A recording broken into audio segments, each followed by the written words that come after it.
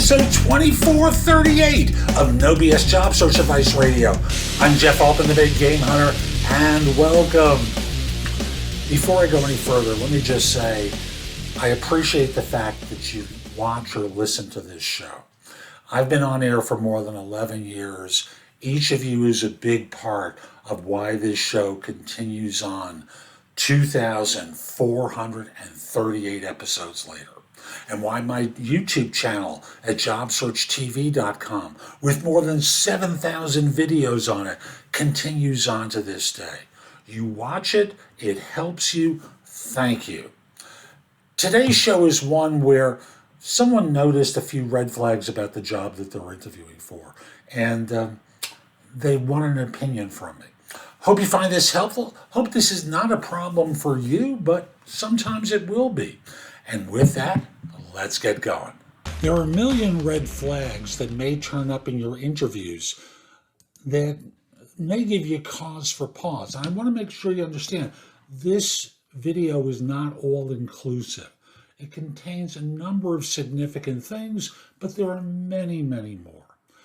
Anything that gives you cause for pause should be investigated further. I'm not saying to not take a job or not trust the people that you're talking with, but there are ways that you can follow up in order to make sure you're not stepping from a frying pan into the fire.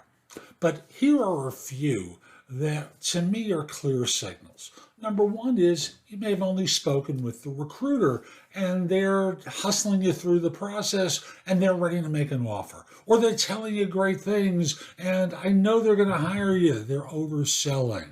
Or you've only spoken with them. You've got to talk to the people that you'd be working with, and particularly for the person you'd be working for.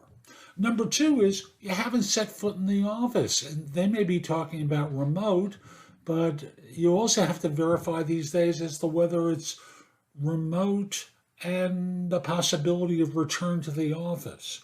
If it's a possibility of return to the office, you want to check out the office to get a flavor for the environment so that in this way you're not surprised. Because sometimes, I know I worked in a place that was physically awful.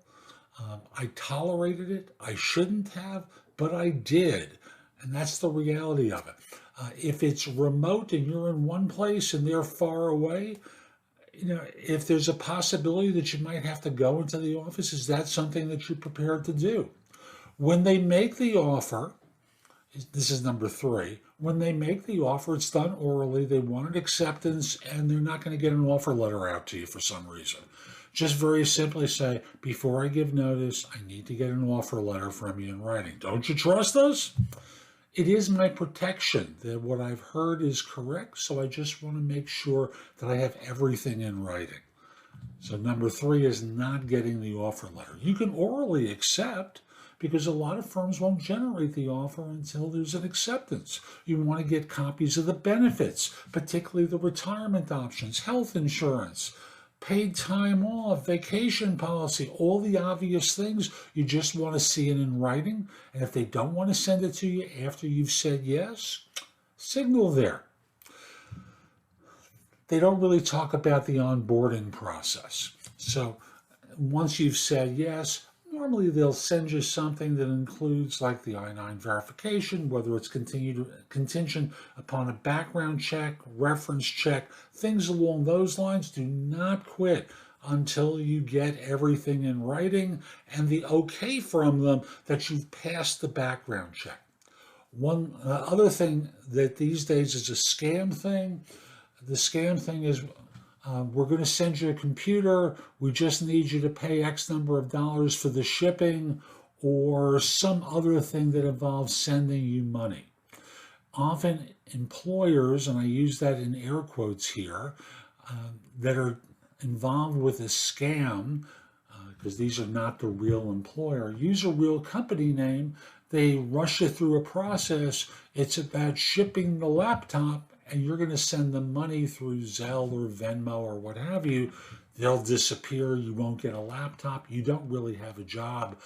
Call the employer directly and just simply say, I've been talking to someone who says that they represent your firm. Their name is such and such. I want to make sure that that's the case because they're talking about me sending them money for shipping a laptop. That doesn't seem right to me. I know a friend of mine had that experience. I told her to do that. It was a scam. So just be aware of some of the nonsense. And I have to also remind you, again, trust your gut.